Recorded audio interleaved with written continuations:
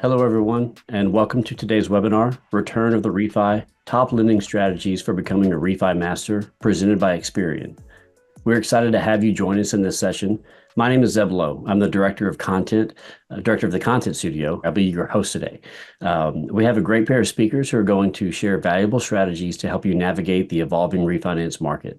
Now, before we get started, I'd like to cover a few housekeeping items. First, we encourage you to actively participate and engage with our panelists by submitting your questions throughout the webinar. Please use the Q&A feature to send in your questions, and we'll do our best to address them during the live Q&A session at the end of the presentation. Now, I'll turn it over to David Fay and Susan Allen, who will be leading today's discussion. Susan, David, the floor is yours. Thank you, Zeb. We're so excited to be here today. We'd like to take a moment on the next slide to go ahead and introduce ourselves. You can tell with the Return of the Refi theme, we're having some fun. Self-proclaimed nerd and geek here. I'll let David self-proclaim him as well. I'm Susan Allen. I am the Chief Product Officer for Experian Housing, which is the combination of our mortgage and our rental services. Very excited to be here. Good morning to those of you who join me on the West Coast, and good afternoon to everyone else. I spent the first half of my career working for lenders as a risk manager, and in keeping with our Return of the Refi theme, I will let you know I heeded the call to the dark side later in my career and joined the vendor side of things in data analytics and technology. So super excited to be here today with all of you on this really cool topic. So David, over to you. Great. Thank you, Susan. So good morning, good afternoon, everybody. So my name is David Fay. I'm a solution consultant at Experian. I've been here for about 2.5 years. Prior to joining Experian, I worked at a variety of different places, Capital One, some fintechs, and my background is really in data science and analytics and building software. So really excited to speak about the Ready for Refi topic this afternoon and to really focus on how can you bring the power of data, analytics, and software to bear on realizing value from the opportunity that's out there. So I think with that, we can get right into the material. Perfect. So a quick summary of the agenda. We are here with the Star Wars theme to help you all embark on a journey to not become a Jedi master, but to become a refi master. And so what we'll do is go through 3 sections of this presentation today. In the first section, we're going to dive into some high-level market insights on what we are seeing in the market, what we're hearing from our clients in regard to the refi opportunity. And then after we provide those high-level insights, we're going to target 3 specific strategies that you all can leverage to master the refi market. So after we go through those high-level insights, after we go through those 3 refi strategies, we'll then close out with some specific actions that you can all take as lenders to realize your first step on the journey to becoming a refi master today or even tomorrow. So I think with that, we'll move on to the next slide. Perfect. So as I mentioned, we'll start with the intro to the market and what we're seeing today. So Susan, can you kick us off with the first poll question? Absolutely. So again, keeping with our theme, we're curious and would love to tailor some of our content to where you are in the journey. So how aggressively are you shifting your focus to refinance? So engaged hyperdrive, you are at warp speed, you're looking both in your own portfolio and nationally for refi opportunities. Cruising speed, you're steadily managing the inbound refi requests and engaging those in your portfolio who you think are in the money, or you feel stuck in a tractor beam and would like to be moving significantly faster on the refi opportunities. So I'm looking forward to seeing the results as they come in. While we're waiting to see those results, I want to share, we're so passionate about this return of the refi, not only for the profitability that it engages for our lender communities, but also for the consumers who are going to benefit extraordinarily, the homeowners who benefit in terms of wealth creation. We're very passionate about the generational wealth creation for home ownership, and refi is an important part of this. Okay, I'm seeing the results. We've got 62% at cruising speed and 31% stuck in a tractor beam. We hear you. Obviously, we hear this quite frequently with the clients that we serve. Interesting that only 7% feel like they're engaged at the speed in which they would like to be engaged. So really encouraging, glad that you're here, and we hope that the content that we're providing is going to be helpful to increase the speed at which you are focusing on that refi. So with that, I will go ahead and turn it back over to David. Thanks, Susan. So we'll move on right to the next slide. We talk with our clients very frequently. Everybody's excited about hopping on the refi opportunity and starting to lend more to existing customers and to prospects as well. And so one of the questions we get most often is, where is the opportunity, at least from a high level perspective, when it comes to refi? And when we look across the country, as you can see in the map here, we notice a few states that really stick out from a unit perspective on the number of loans that are in the money for refi at a market rate around 6%. And so it probably should surprise nobody that California and Texas are at the top of the list. Surprisingly, Texas actually leads the country in terms of the number of loans that are in the money. So it actually leads California. Number 3 is interesting. Florida actually comes in third in terms of the number of loans that are available or that are in the money for refi. And obviously, Florida, our hearts go out to the people that have experienced some of the hurricanes there recently. What that means, as from a lender perspective, is that you need to do a bit more diligence to understand customers and how best to serve them, whether their house was, let's say, in a floodplain, whether it wasn't in a floodplain, what their level of equity may be, what they may need to use that equity for, right? And how they can use a mortgage refinance to perhaps enact some repairs. All of those things come into play when it comes to understanding not just the refi markets in Texas, in California, but especially in that nuanced market of Florida. Rounding out the top 10 in terms of the states for refi opportunities, we also see New York, Ohio, Illinois, Pennsylvania, and Michigan as areas of opportunity to target for refis. So with that, we can move on to the next slide. That was a geographic look at the number of loans that are available for refi.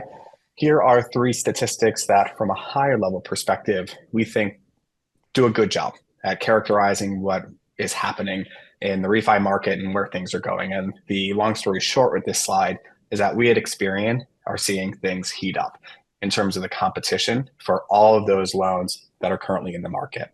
So starting from the left, moving our way to the right, we've seen from some of the marketing data that we have access to year over year that mortgage direct mail volume has increased by 62%, and it continues to increase. So we're speaking with our clients every single day around direct mail themes, direct mail opportunities, and we're certainly seeing that translate into higher competition in terms of that channel and others for the eyeballs and for the wallets of all consumers who are in the money. In addition to that, we're seeing those marketing campaigns translate into higher originations as well. So we're seeing around $160 billion in recent monthly originations for mortgages, and that is following the trend of the increased marketing. So the increased marketing is contributing to higher originations. And then finally, we saw from a units perspective across all the states where the opportunities were in Texas, Florida, et cetera. But when you total all that up in terms of the outstanding balances that are available to be refinanced at a market rate of around 6%, that's a little over $2 trillion. So from a unit perspective, from a dollar volume perspective, the market's heating up, and there's a tremendous amount of market opportunity when it comes to refinances or people that could benefit from a refinance. So I think we are all keeping a close eye on the Fed. We're expecting potentially further successive rate drops Every time the Fed drops those rates, you'll see more people come into the money, so to speak, for a refi, and we'll see these numbers continue to tick up. Perfect. So that was a high-level illustration of the market conditions that we're seeing from an Experian perspective. As Susan kicked off with the poll question, we heard a lot of you are at cruising speed. A lot of you are also, though, you're wishing you could do a bit more, right, around recognizing and realizing benefit from all of the refi opportunities that are out there today. And so what we'd like to do is use the next section of this presentation to highlight 3 specific strategies that we believe at Experian will help all of you as lenders capitalize on the people that are in the money, all of these refinance opportunities. Susan, you want to take this one? I do. Thank you. Thanks, David. So we're going to talk about the strategies in 3 different categories, right? So first of all is protecting your own portfolio. These are the customers that you already know best. And so there are a couple categories that will break down within protecting the portfolio. One of them is attrition analysis. And so we're going to spend a little bit of time later on in this webinar thinking about, do you really understand which customers have been attriting and why, and where is their opportunity? And so what we've found, especially recently, there's been some new innovation around how we look at this attrition analysis to really help you hone your outreach. Second piece is around account review and contact strategies. It was a little surprising to me as we started working with some servicers in this space, the extent to which sometimes the contact information has become out of date or somehow wasn't transferred ineffectively. So some of this is going to be around contact strategies. And then as you're protecting your portfolio, really thinking about what that retention rate is and how you grow it. I heard recently an interesting J.D. Power study that 80% of mortgage customers, when they originate the mortgage, say they would use their lender again, but fewer than 20% do. So how do you improve your odds there? And we definitely see some separation in terms of lenders who do this very well and others who, are stuck in that proverbial tractor beam. So that's protect the portfolio. On the grow side, we're going to talk about targeting. How do you target? How do you prospect? And then how do you think about that even within different categories, like including some of, for example, the VA and FHA streamline programs. So we'll bring in some conversation around that. And then under optimize the experience, once you've got a prospect talking to you, that's the job is not done, right? And so how do you optimize that experience to limit fallout in that process? So with that, let's go ahead and on the next slide, it introduces our first section of this, protect the portfolio. We're going to move on to another poll question. Right. So then this poll question says, how good is your company at preventing portfolio attrition? So are you Jedi masters consistently meeting your internal goals for retention? Are you Padawans? You win some, lose some, still learning? Or are you stormtroopers and in the pew, pew, pew, pew, frequently miss some obvious targets and you've got to improve if you're going to win? So those are the questions that or the answers that we've got in terms of how good your company is at preventing portfolio attrition. As we were mentioning, a little bit earlier, we do see some pretty extraordinary differences. It's been interesting for me to engage with clients where a lot of times there's conversation between marketing, the marketing department and the sales department. And this is where we'll get into some of that attrition analysis where everybody's pointing fingers, right? Is the marketing department not giving us the right leads, or is the sales engine not converting those? Here we're seeing, it's interesting, very similar to the first poll question where we've got the vast majority of the respondents not feeling like they're the masters that they want to be. Here we've got 65% at Padawans and 30% at stormtroopers. So Susan, I do have to say that I love the stormtroopers. Pew, pew, pew. I didn't get that at first, but now I get it. That's great. oh yeah. Okay. So pro tip, if you've got an iPhone, you can type in pew pew and it'll give you lightsaber graphics. So just hit pew space pew and hit send. Okay. Enough pro tip there. So let's go ahead. I've got to figure out how I clear that off my screen. And let's get into some of these tactics. So on this slide, we're going to talk a little bit about how understanding your customers requires a holistic picture. We hear about this a lot. We hear it. I mean, it almost feels cliche to talk about 360-degree, view of the consumers. But here's the thing: cliche as it is, we do find that it matters when as we're engaging with clients. Those who dig deeper into the data, their own data, as well as data that's available, tend to have much better success in terms of targeting and in terms of retention. Right. So here we're talking about, the data sources that we can have. First party data. This is on not on us, on you, on lender data. Right. Really important to understand what's going on with that consumer and with their in their life right now. Right. Other data that we can talk about: FCRA regulated credit data. What do they have not only with you, but off-book trades? If you're going to look at refinancing a first mortgage, really important to understand what where that consumer is with their second, and and any other trade lines that are out there. Other trade line data can give you insight into whether this is a borrower who would be a good candidate for a cash out versus a debt consolidation type of refinance. So that regulated data is important, not just to identify who's in the money, but also to identify what type of messaging is going to make sense. Property data we have listed on here. It's more than just the current CLTV. It can be things like, is the property listed for sale, right? You might not want to be offering a refinance to somebody who's getting ready to move. You might want to pivot the strategy for engaging with that consumer as well. We've got unregulated marketing data. We're going to talk about that a little bit later.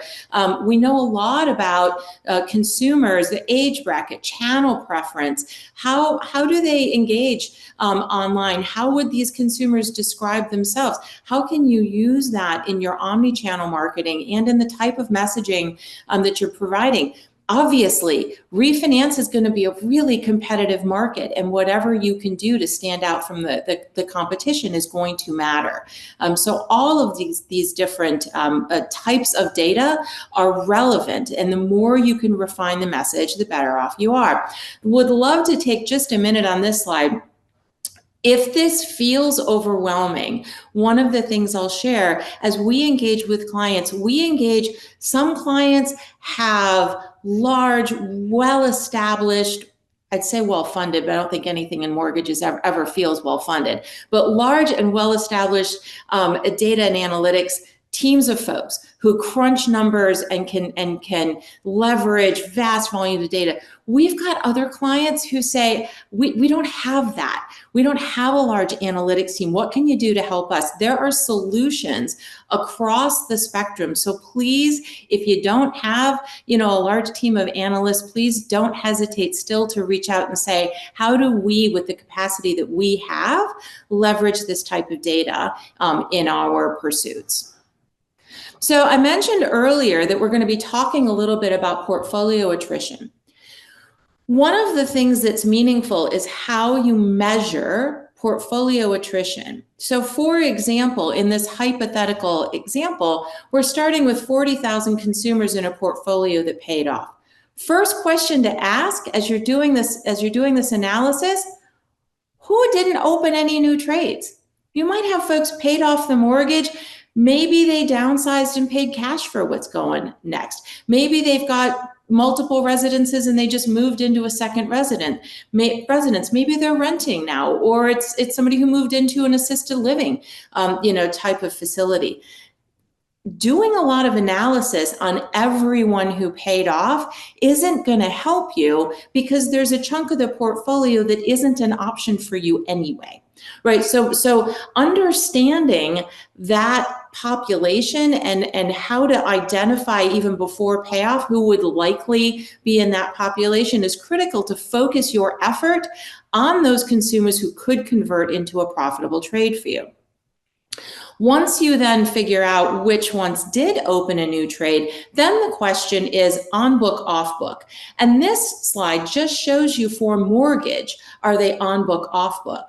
But sometimes folks who opened a new trade, and even the people who didn't maybe open a new mortgage trade, they might have been in the need for an increase in their card limit or a personal loan or an auto loan. Maybe they're buying an RV. So this analysis, especially for those of you who are, financial institutions with broader than mortgage offerings, really important to dive in, and even this can become more nuanced. We see that roughly 17% retention rate overall. I can tell you that ranges in the clients that we support anywhere from mid to high single digits, all the way up to, maybe high 30s. We've seen a couple even in the low 40s. So huge variation based on how well lenders are able to leverage data.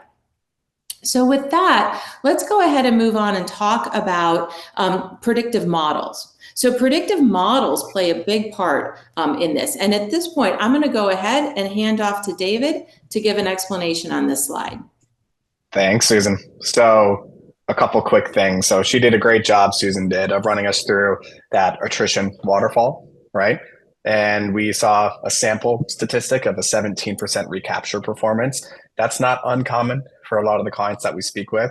Sometimes we'll go to a client and we'll ask them, based on internal metrics, what do you think your recapture performance is for your first mortgage portfolio? And they'll give us a very high number. And we try to perform that analysis objectively using the data that we have access to. And often that number can come in much lower, right? And so it's a very fruitful discussion to say, why are those numbers different? How do you define recapture? Because that's important. You have to have a clear definition of what it means for a client to leave the portfolio and be recapturable, not just to quantify the size of the hole in your portfolio.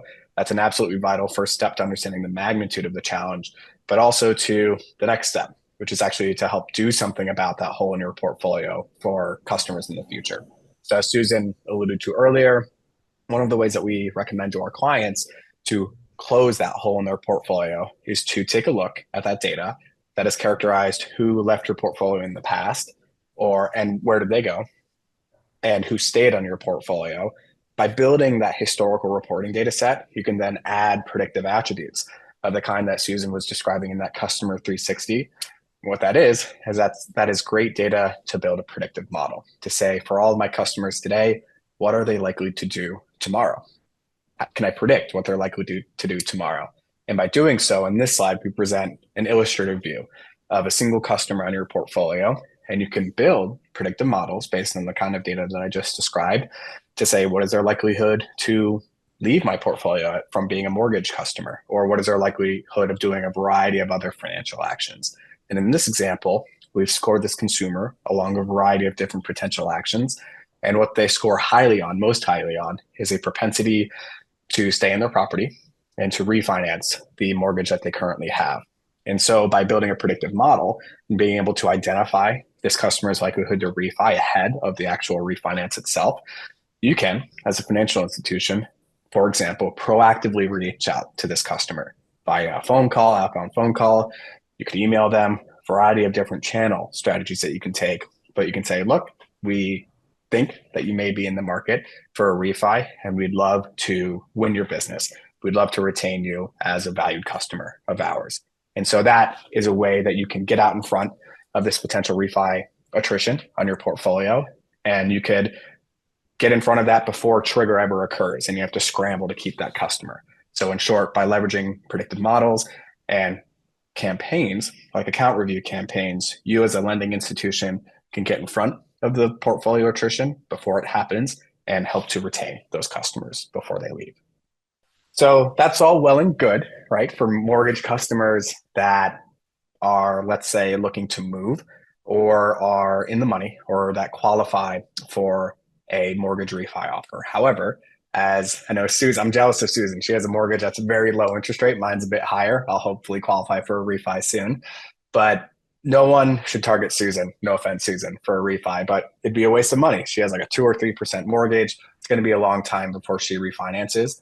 But that doesn't mean that as a lending institution, you should just ignore a customer like Susan who has a very low interest rate mortgage. What we recommend as Experian is that you pivot. If you identify that a customer is not likely to respond to a mortgage offer, or let's say that they are not anywhere near close to qualifying for a refi because they have such a competitive rate already, we recommend pivoting to home equity.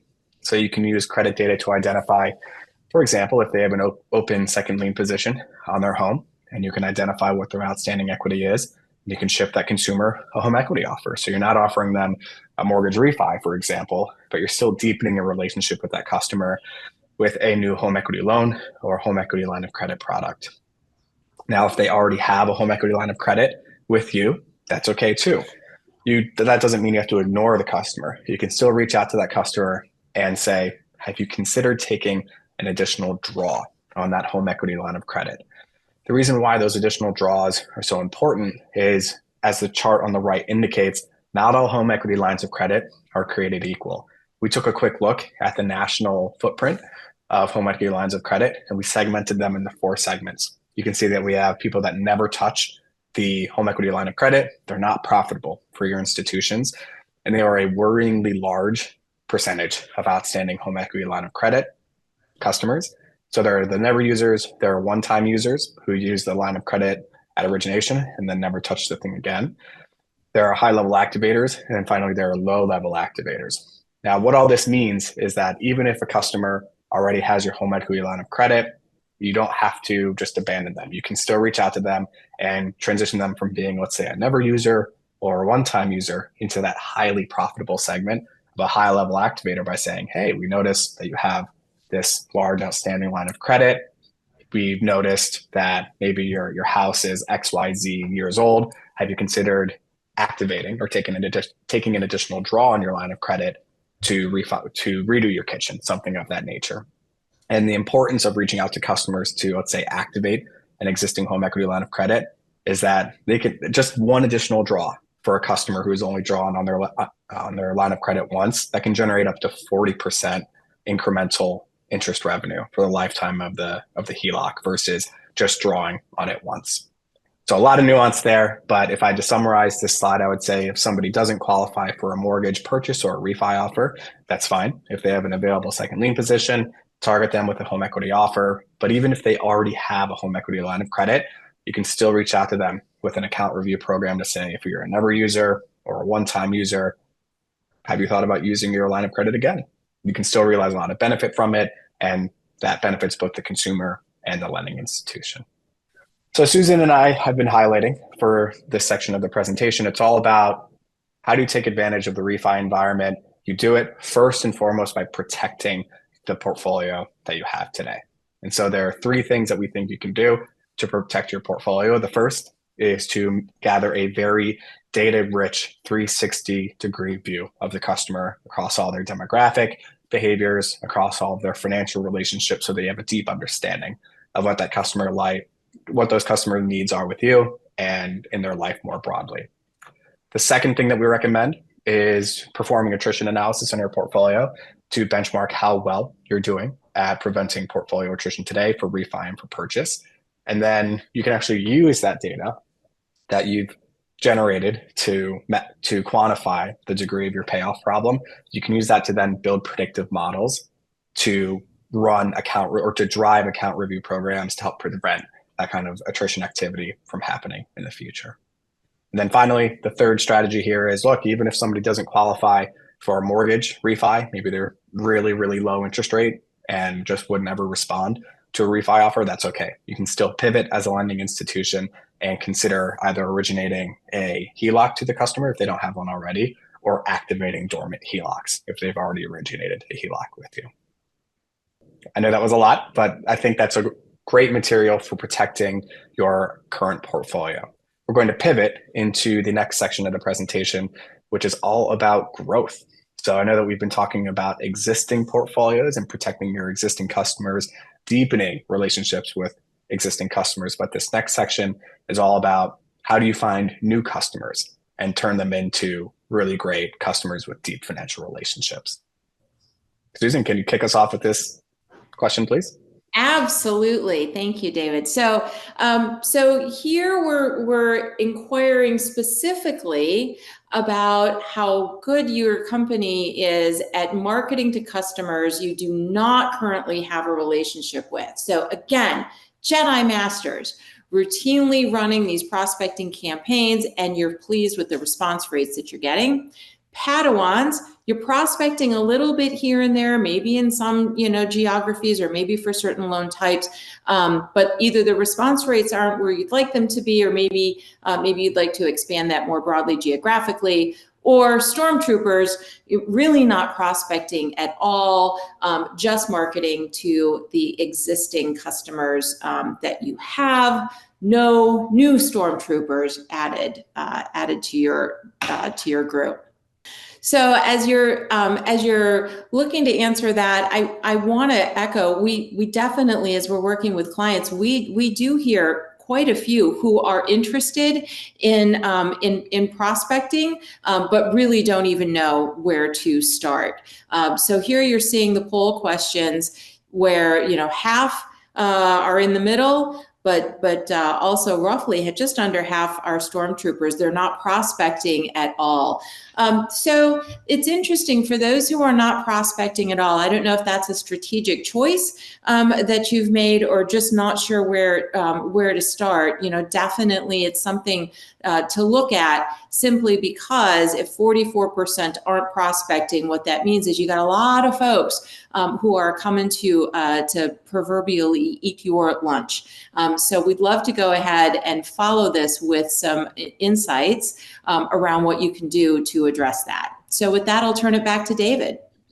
Thanks, Susan. So I'll echo what you said. Look, a lot of the client conversations that I have today, many people would like to prospect, but they just don't have the time or the expertise to be able to open up those channels. So what we'd like to do is offer a few, what we think are they're relatively easy to stand up from an operational perspective, and they're relatively straightforward from a compliance perspective.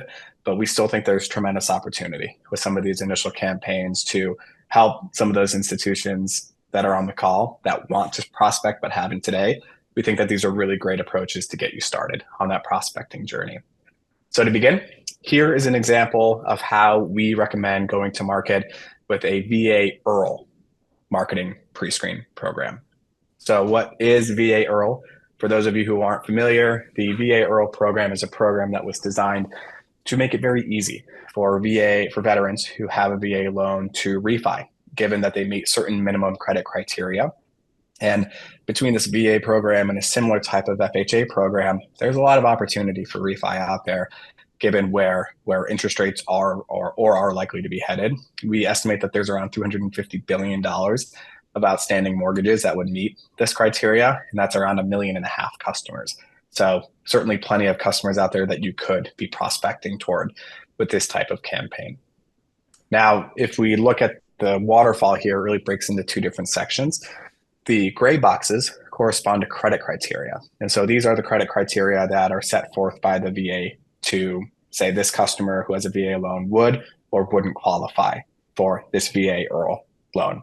And what we've done, or what you can do, is you can map these characteristics to credit attributes from a bureau to identify whether or not a given VA loan, first is a VA loan to begin with, and then finally, if they meet some of the additional criteria from a credit perspective that the VA has set out in order to qualify for this program. So that's important, but that's not everything when it comes to a pre-screen campaign.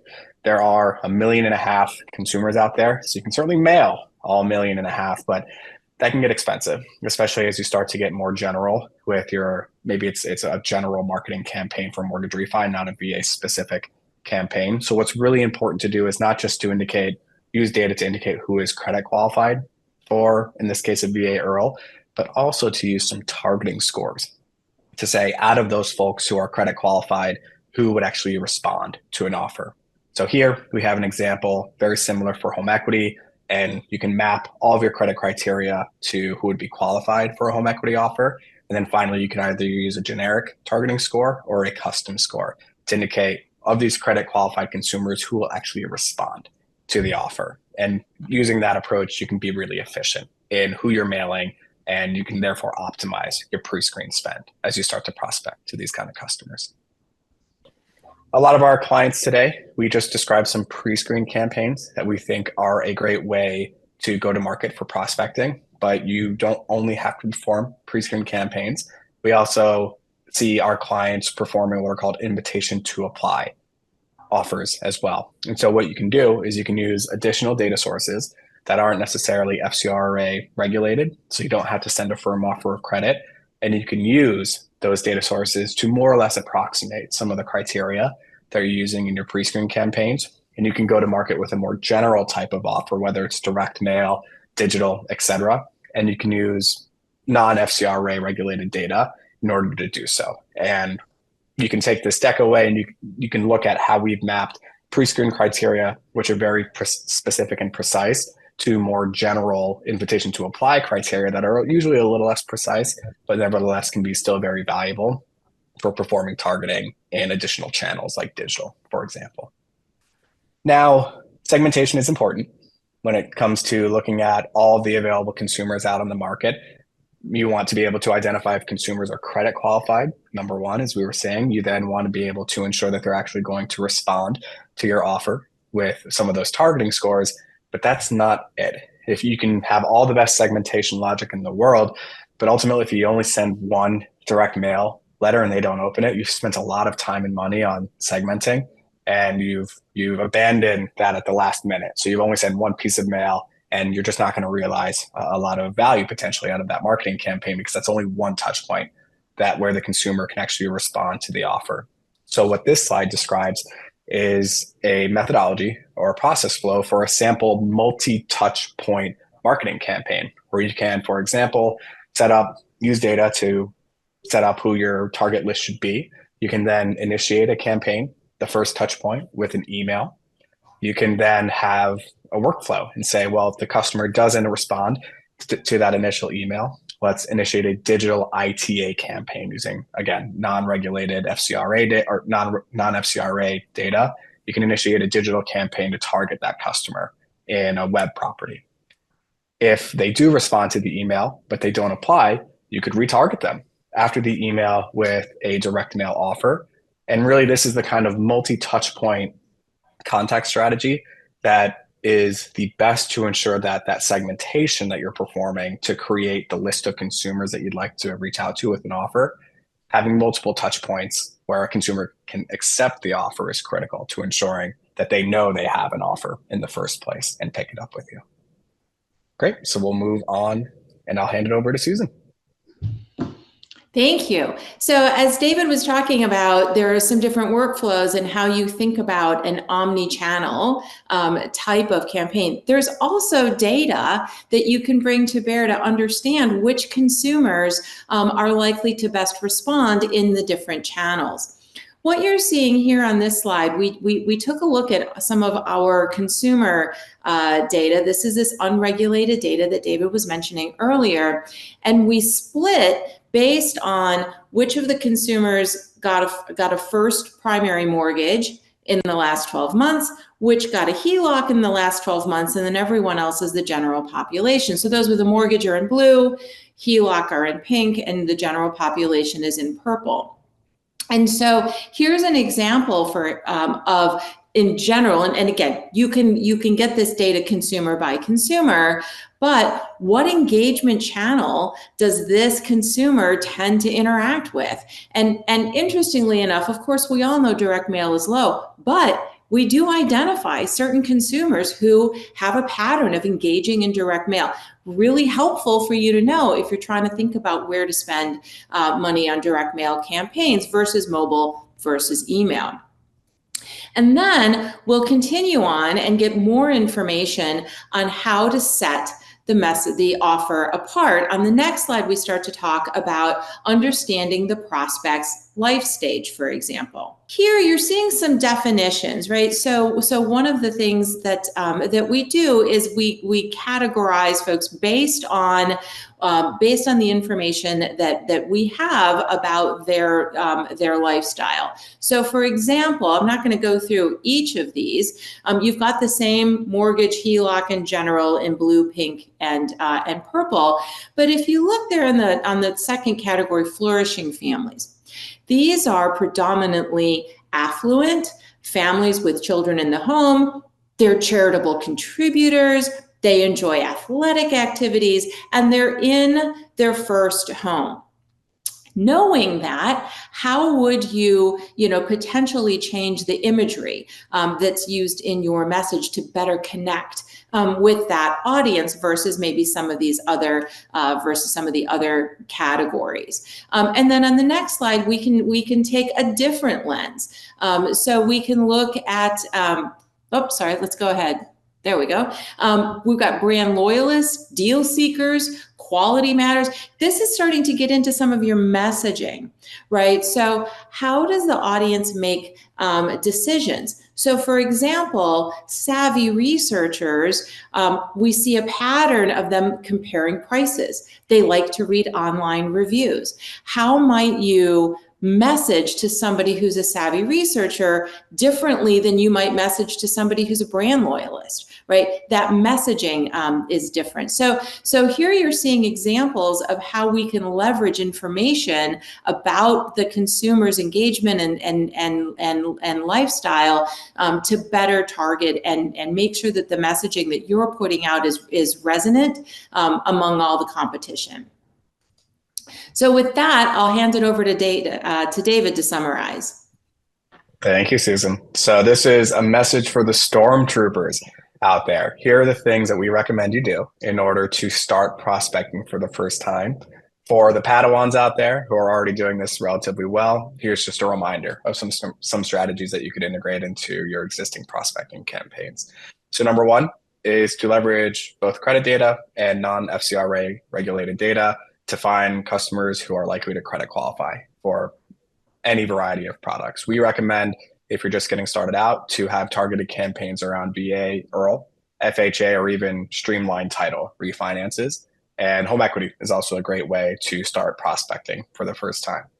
And prospecting can really follow the general pattern of, again, narrowing down who is credit qualified from the universe of prospects, and then using a generic or some kind of custom score to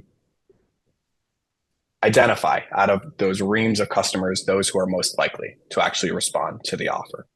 Now, that's for pre-screen. You can also complement your pre-screen campaigns with ITA strategies. And the way that we combine, or that we see our clients combine these three items most effectively, is to have a multi-channel strategy to say, maybe we start with email. If they don't respond, follow up with a digital ITA. If they do respond, maybe just make sure that they respond to the offer with a direct mail offer. But by combining all these categories, all these strategies across channels, that leads to highly productive and high ROI prospecting campaigns. So now that we've summarized how do you protect your portfolio from people poaching from you, how do you then grow, and how do you acquire new customers for your portfolio, I will now turn it over to Susan to say, okay, now that you've got the customer on the hook with an account review campaign or a marketing campaign, how do you make sure that you don't fumble the ball at the goal line? I know that's not a Jedi metaphor, but you see what I'm saying, Susan. How do you make sure that once you get that customer on the hook with an offer, that they actually do a pull through and originate the product? So go ahead, Susan. I do. Thank you.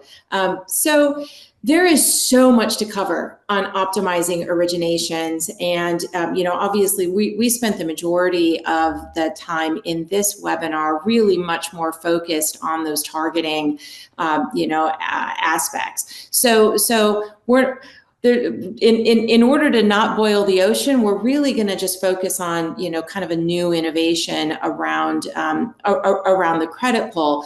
But as you think about this, there is more to consider. Things like, how are you going to make the verification process for income, employment, and assets more streamlined? How do you reduce friction in document exchange? Again, lots to do there. We hope to follow up with more on that. But in the meantime, I definitely do want to talk about reducing pipeline fallout and enhancing the client experience with in terms of your credit pull strategy. So there are some new opportunities here where it starts with a soft inquiry. So when the borrower applies for a loan, instead of immediately pulling a tri-merge bureau, or instead of immediately doing that hard posting, there are new capabilities around a soft posted, and this is an extension of credit inquiry. But because it is posted soft, competition isn't triggered. There aren't trigger leads out there. So the lender pulls a single bureau credit report, get the score, and any other optional ancillary data. It is a full credit report, but it is initially pulled soft. Then there's a qualification period. What that allows you to do is work with that borrower, work with that applicant, right? To think about the product offerings. You can follow GSE guidelines on submitting for evaluation and underwriting. You've got the option at that point to start monitoring that consumer for undisclosed debt. So that gives you time to work with that borrower. And then one of two things happens. Either you have an agreement and you're going to move forward, or there's no agreement between the customer and the lender. And importantly, if there's no agreement to move on, the application doesn't advance, no credit harm. Nothing additional happens, right? But if you do advance with that applicant, then at some point you'll pull up that full credit profile report. It is at that point it's hard posted. It is an extension of credit report.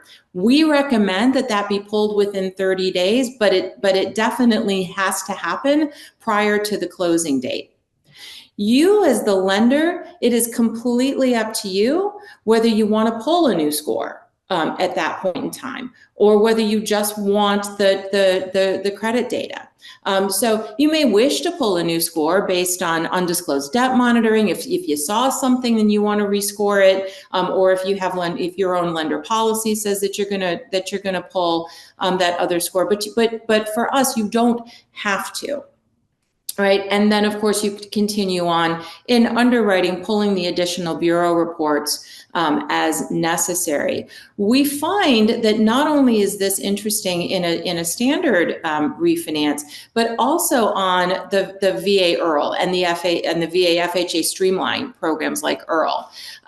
Even though credit is not required, what lenders tell us is that the data in the report supports both the VA and FHA net tangible benefit analysis, like confirming the loan age and that there aren't recent delinquencies. And so they really appreciate this type of program or this type of credit pull for that program.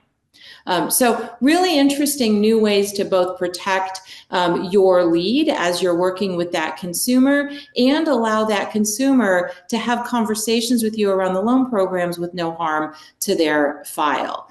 So this is a great innovation and something that we're seeing really solid adoption as the return of the refi kicks off. So with that, I'm going to hand it back to Jedi Master David. All right, Susan Juan Kenobi, let's do this. So, thanks everybody for putting up with my Jedi jokes. We're going to summarize now some of the things that we've gone over during this presentation. Again, we started off with looking at some insights into the current market conditions. We heard a lot from all of you about how you all saw things heating up. We also see that competition is heating up for refi in the market. We identified 3 strategies to help you all master the refi market. Susan will summarize those in a moment. And we'll end now with some more specific actions that you can all take in the short term to help you on your journey to becoming a refi master. So with that, we'll go right into the last slide. Take it away, Susan. Yeah, thanks. So Ken, we're gonna recap. It's about protecting the portfolio, sizing the portfolio, attrition challenge with an eye on refinance risk. So what we mean by that, think back to that attrition analysis slide that we did. It's really important to use modeling, use data to understand in advance who's likely to be a candidate for an additional loan. building this high resolution understanding and addressing the portfolio attrition with some solid and ongoing attrition analysis. This isn't something that lenders are doing as a one-time. It is an evolution. You do the analysis, shift the process, redo the analysis, what worked, what didn't. And then under growing the customer base, we talked about creating and executing this prospecting marketing program that focuses on high conversion segments. And here, as with the Protect the Portfolio, there are options for all of you out there who reported as stormtroopers or stuck in tractor beams. Definitely there's folks obviously who are leveraging this data and interested in pursuing this, but there are kind of low lift ways for you to get started. And then under optimizing the experience, it's ensuring that digital pre-qualification and origination experience is streamlined and competitive. I have been seeing a couple of questions coming in around the availability of the deck. The deck will be made available. You can see actually on the next slide, for those who are interested in both a copy of this recording as well as further information on the topics that we've mentioned today, we've put a QR code in there. That QR code will actually link you to a website. This content is going to be put out there, and we will continue to augment that website with additional content. As well, all on return of the refi. So with that, I'll take a look and see if there are additional questions in the chat. But I don't know. While you're looking for that, Susan, I think what gets me so excited about some of these recommendations are to make my last Jedi joke of the day. You don't have to go to the dark side to do some of these strategies, right? I know that even if you're not doing any prospecting, or if you don't have a great handle on the size and nature of your portfolio attrition problem today, these are tackleable challenges. They're things that we've certainly worked with our clients on and have delivered in the past. So even though you might be a stormtrooper in some of these categories today, with a little bit of practice and some expertise, we are confident that with us or with other partners, you as lenders can do every single thing that we mentioned as a strategy in this deck. And Susan, I believe we have time, if you want to, we have time to answer just one or two questions. And for everyone else, if we don't get to the rest of the questions, HousingWire will send Experian's team the rest of the questions, and we'll be able to answer those or address those directly. Yeah, absolutely. So I see there are two questions about Experian's capabilities and specifically where to go to get information. So I guess for all of you out there who, if you know your Experian account executive, please do reach out to them. We'd love to talk to you in more detail about some of the data and capabilities. If you don't, find me. I'm at susan.allen@experian.com. Find David. We will also be at the MBA as well. So if you happen to be at the MBA, you can reach out to us and find us there next week in Denver.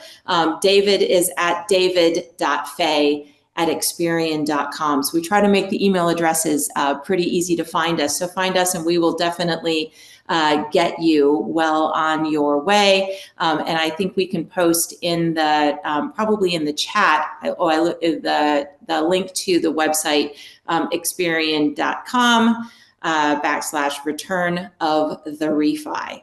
So we try to make it as easy as possible for you to get in touch with us, because obviously we have a lot of passion about this. We love this stuff. Oh, I'm seeing the question. Have you seen different success and conversion rates with FCRA regulated data versus non-FCRA? I'll take a quick whack at that, and then David, you can you can corroborate or correct me. What I would say is it's actually less about are you doing pre-screen or are you doing ITA? It's more about the how. What data elements are you pulling in? How are you combining that with your with an internal review on the success, and then really refining that as you move forward? So we see highly effective invitation to apply campaigns and less effective pre-screen campaigns, vice versa. It really is a bit of a hodgepodge, but we've got a lot of ideas and even some templates if you happen to be one of the Stormtrooper tractor beam folks. We got a lot of templates and can help you with a little bit of information on what you're trying to accomplish. Get out of the gate with some recommended data models and strategies. Yeah, Susan, you actually presented some slides in the course of this deck around segmentation or personas and how different types of people respond to different channels, right? Some people prefer text or email. Sometimes they prefer to hop on the phone. And so that's why I'll kind of underscore the criticality, more or less, Susan, what you just said, of multi-channel touch points. I know that I, as a consumer, often I will follow a QR code from an offer I receive in the mail, but then the baby starts crying or something, I have to leave and I don't follow up. If I receive an email from that same lender, that is an excellent way to engage me. I can pick it right back up. I prefer to be on a digital device to answer the email and respond to the offer. And so that's why it's not necessarily an and or pre-screen versus ITA, but very often they're very powerful when used together. Maybe initially reach out, build some brand awareness, for example, with an initial email or maybe a call, and then follow up with additional digital offers on social media, something of that nature, or depending on the consumer, even an offer in the mail, if that's something that they're likely to respond to. Okay. All right. Well, I believe we've come to the end of our webinar today.